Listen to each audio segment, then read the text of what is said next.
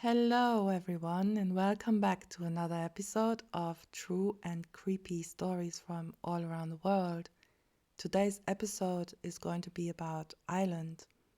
So, if you are enjoying the podcast, please do hit that like button as it would really help my small channel to grow and come up in the algorithm of YouTube. And also let me know in the comment section if you are enjoying my husband's input in the first story. And now, without further ado,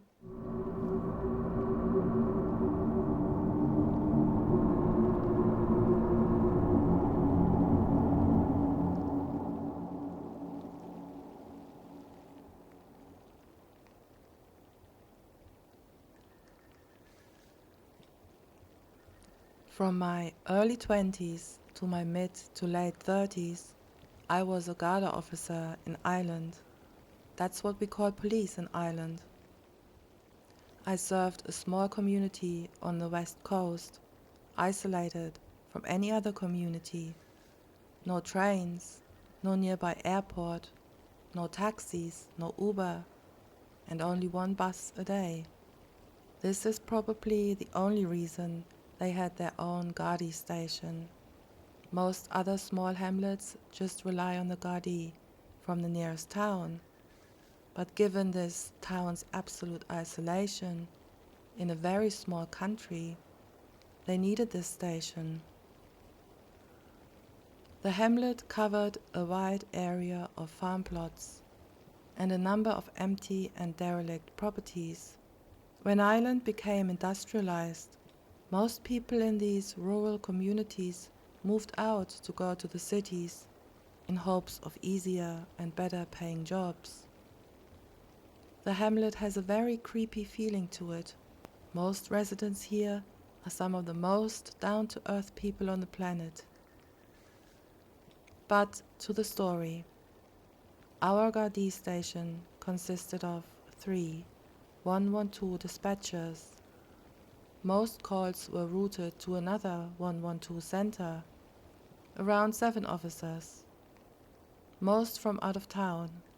We all know each other well, and when we do get a call from the area, even if it is not an important issue, most of us come down just so we have something to do during our long shifts with very little activity. One night, we received a call from a landline phone, originating from a derelict property on the edge of the hamlet, isolated from the other plots of land. I was asked to go alone, as every officer this side of the country was attending a fatal 3-car and 2-lorry crash that occurred on a nearby motorway. So I walked outside to the cold wind blowing over my skin. I got in my car and drove down to the property. No light, no sirens. The call had been a hang-up, lasted no longer than 13 seconds, according to dispatch. As I pulled up to the blackened, beat-up property, I felt a shiver go down my spine. The old wooden farmhouse gave off a feeling that I cannot describe or put into words. I didn't feel like I was welcome. I got out of my car, walked to the front of the property, opened the moldy, wet gate, and slowly approached the tall front door. I knocked heavily and exclaimed, "Hello, this is Officer. I'm from the Gardaí. Would you let me in?" I got no response, after waiting for 20 seconds or so. So I knocked again and asked, "Hello, I'm afraid that if you don't answer the door, I may have to make forced entry. Please come to the door. This is the Gardaí." Again, no response. I almost wished there was though, just so I would feel less lonely and vulnerable. I got on the radio and asked dispatch for backup and that there could be people in the property and I need to make forced entry as no one was answering the door. They replied, saying that I should keep an eye on the property and they could have an officer from the closest town over here in 25 minutes. I grunted to myself and thanked dispatch. I strolled back to my car, but before I could reach to open the gate at the front of the house, I looked back and saw an old, ill-looking man, unshaven, stare down at me from an attic window. I stared back in shock, pulled out my flashlight and turned it on, and flashed it at the window. The man ducked down. I shouted up the window, Sir, you need to come down and get the door. I need to talk to you. We have more Gardaí officers on the way. Come downstairs. I was unsettled by what this was turning into. I informed dispatch of the man, and they replied saying that they should turn on sirens and get down here as fast as possible. Dispatch seemed uneasy, to say the least. I stood by the front gate, still no one at the front door, just scanning all the windows, expecting to see that face.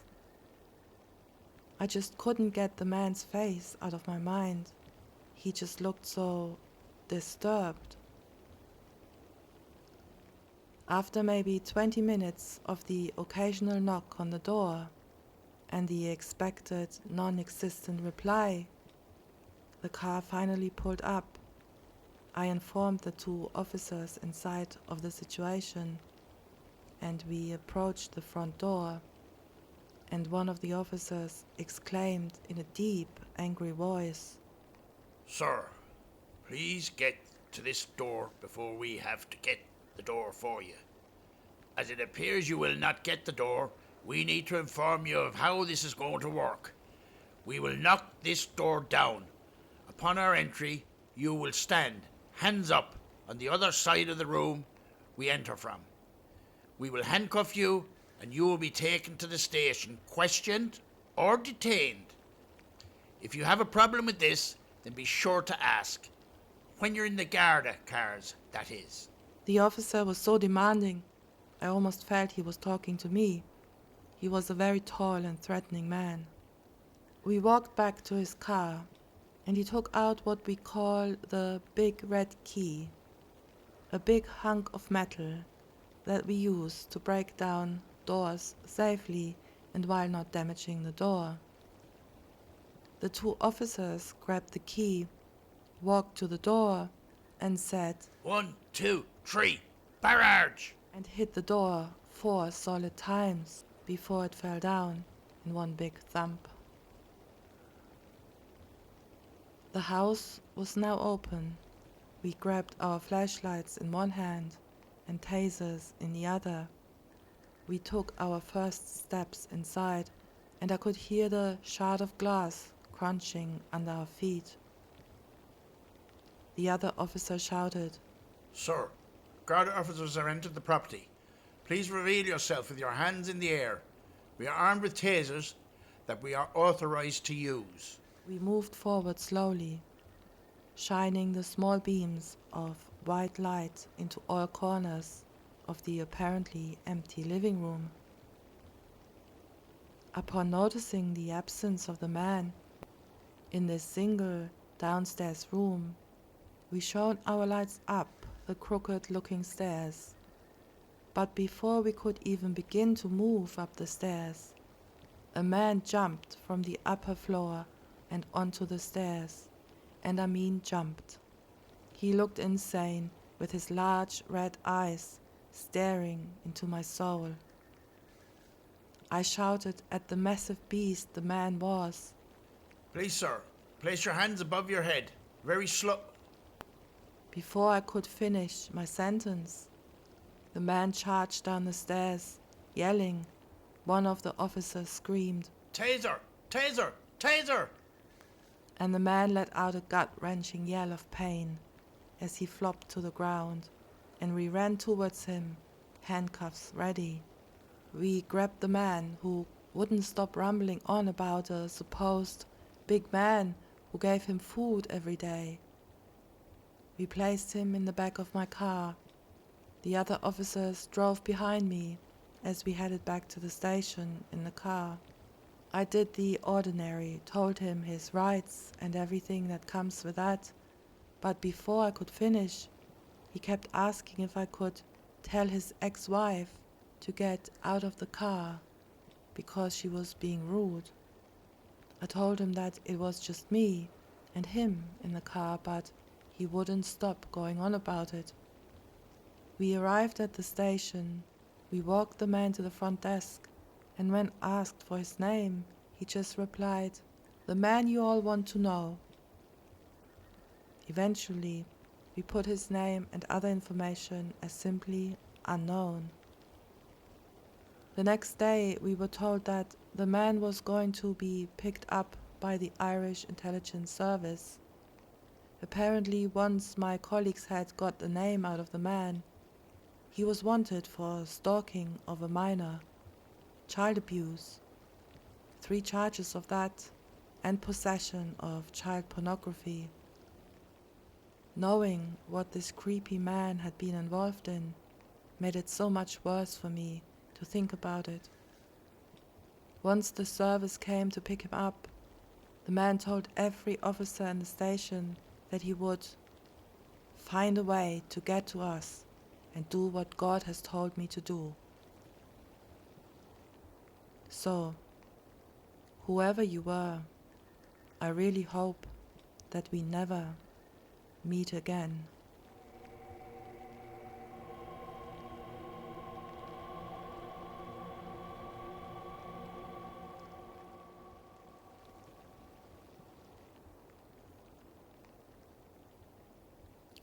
These events occurred during a year I moved from Belfast in Ireland to a city in the mainland UK for university. In order to pay the bills, I needed a job, and it just so happened that a guy I worked with back home was in charge of opening a UK branch of a bar chain that started in Ireland in the same city at the exact same time. He sorted me out with a job right away, and I became the de facto supervisor manager when he wasn't around, solely because I was the first employee hired. Gradually, he hired a handful of Irish students, and the bar, despite the fact that it had no remotely Irish features, became known as an Irish bar. Can't really blame them, as it had an Irish owner, an Irish supervisor manager, and over half the employees were Irish. Myself and 2 other guys, both English, I'll call them Kevin and Jake, became close and worked the most shifts, getting to know the regulars. There were a few creepy drunken guys or people trying to sneak drugs in the toilets, but nothing worse than what goes on in every bar. That was until a certain regular, who would usually frequent the place at quiet hours and sit in the many nooks avoiding chit-chat, started to make conversation with the workers. Immediately I understood why he avoided talking to anyone, as he obviously had suffered some severe trauma to his neck area. He was a slim, unhealthy-looking man in his early 60s with a sunken dent on the right side of his face and a massive scar running from the corner of his mouth to his temple. His voice was also extremely croaky and deep, and I would have to lean over the counter, putting my ear within centimeters of his mouth to even sort of hear him.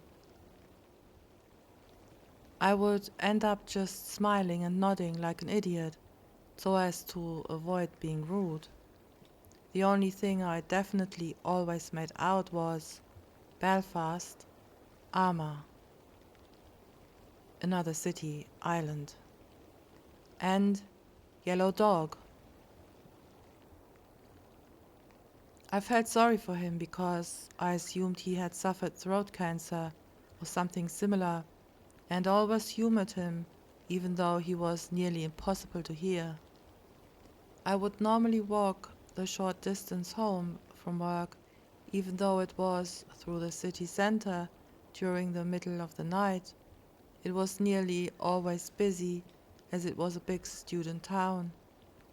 I only had one weird experience because of this, when I was stopped by a tall, nervous-looking guy down the one alleyway I had to walk.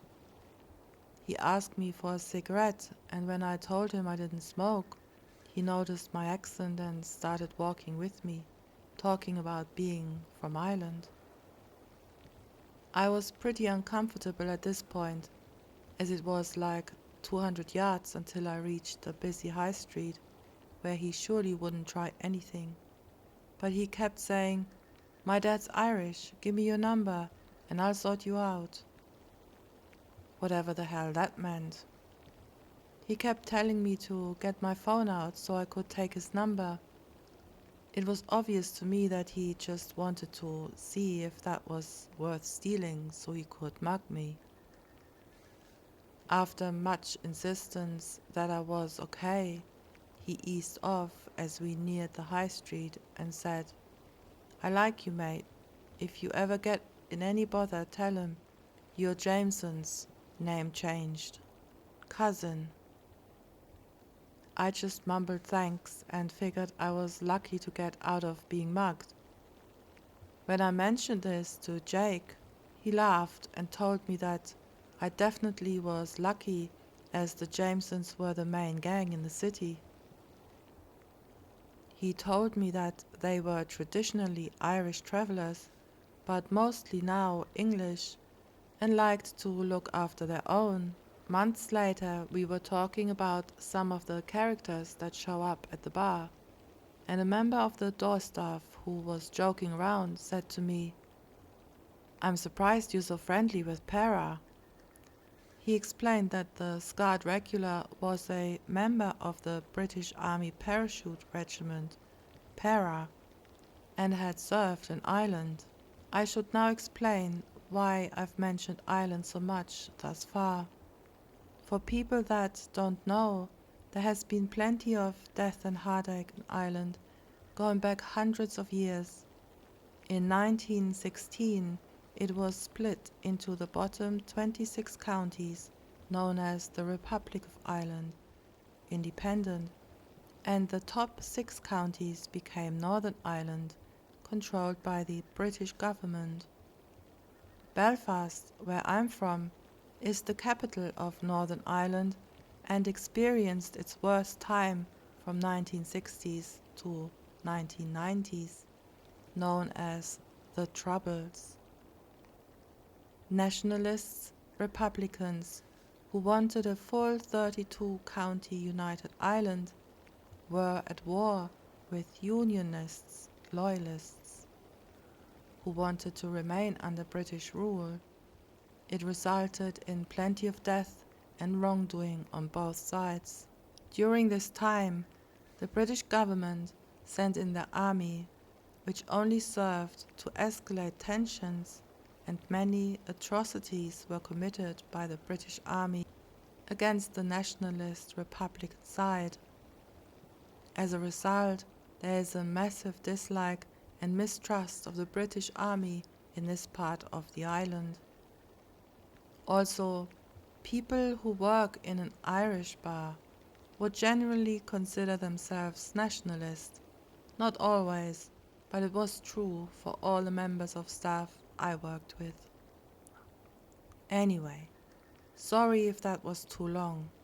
I brushed off that bit of info, thinking he was a harmless old codger and that I wouldn't let old prejudice get the better of me.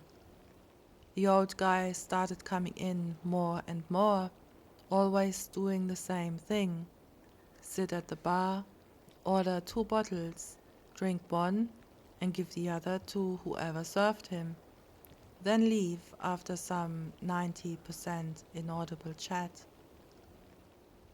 I then began to notice he would only ever get a second beer for the English employees. I was being stupid, I told myself. The troubles were a long time ago, and the majority of people have moved on.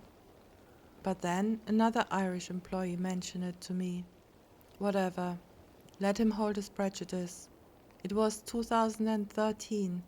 I wasn't about to let some old sectarian loser get me annoyed. He still talked to me, and I still smiled politely and nodded. It wasn't until I started thinking back on it that he was always sneering as he talked to me when he mentioned Ireland. He then began to only talk to Kevin and Jake, both of whom were in the pretty boy mold. Short, slim, good-looking guys in their early 20s who were chatty and good fun. He would start to stay longer and only talk with them. Often he would be clearly looking at me and saying stuff, smirking, that I couldn't make him out. When I would ask them what he had said, they would just shrug and say, "How the fuck am I meant to know?" and laugh.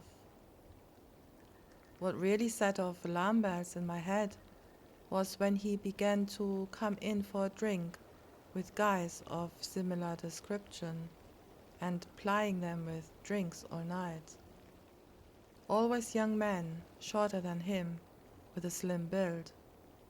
A guy in his 60s buying drinks all night for unassuming young men. I mean, it could be all above board, but it seemed very off to me.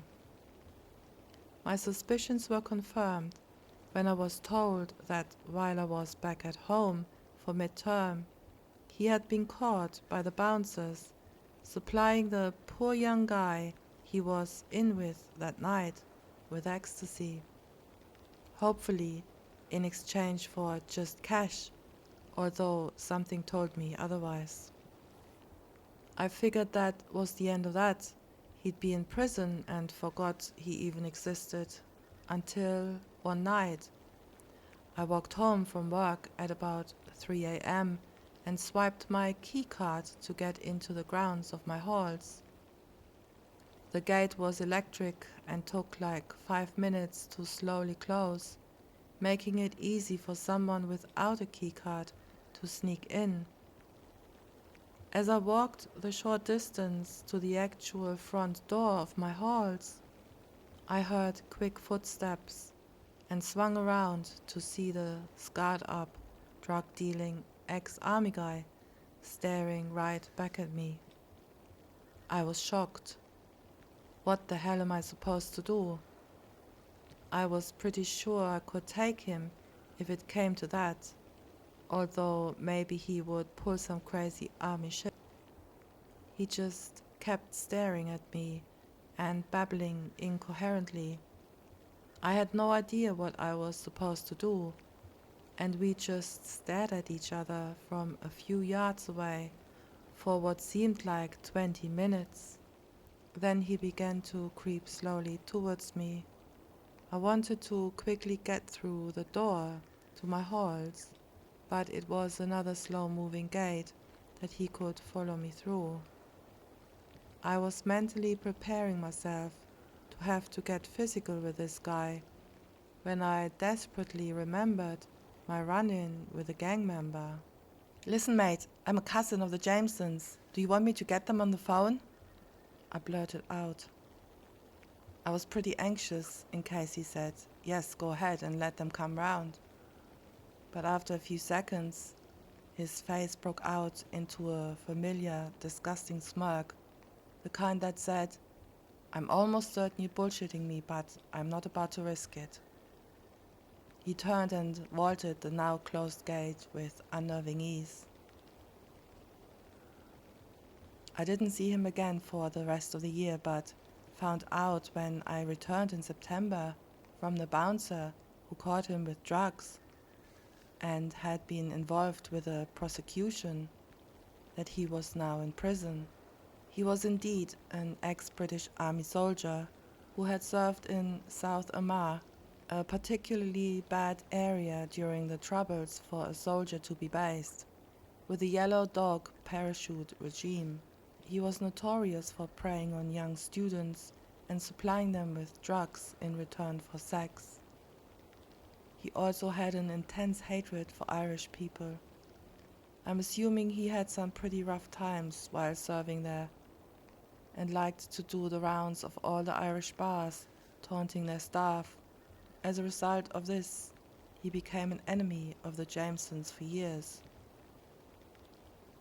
The creepiest thing from all this is that on thinking back, I'm pretty sure that he was saying some pretty racist, xenophobic things to me every chance he got. But I just nodded like an idiot because I didn't want to be rude. I shudder to think what he was actually saying to Kevin and Jake. So creepy, scarred up, ex-army, drug-dealing, island-hating, sex predator guy. Let's not meet again. But slightly less creepy Jameson gang member, I suppose I owe you a beer.